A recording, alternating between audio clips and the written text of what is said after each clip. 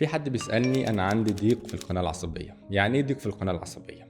هو يعني إيه هي القناة العصبية؟ دي المكان اللي بيمشي فيه النخاع الشوكي والأعصاب جوه العمود الفقري، وهي مع الوقت ممكن يحصل لها ضيق نتيجة انزلاقات غضروفية متعددة، أو إن في تكونات عظمية زائدة نتيجة خشونة الفقرات، أو إن الأربطة اللي ما بين الفقرات بيزيد سمكها مع التآكل ومع السن. الكلام ده كله بيخلي القناة بدل ما هي واسعة وتاخد النخاع الشوكي والأعصاب بسهولة تبتدي تضيق، فبالتالي ما تاخدش الحاجات اللي هي المفروض تاخدها، فبتبتدي تعمل أعراض زي إيه؟ ألم مزمن في الظهر أو في الرقبة، عدم القدرة على المشي أو الوقوف فترات طويلة، أو ألم شديد أول ما نقف.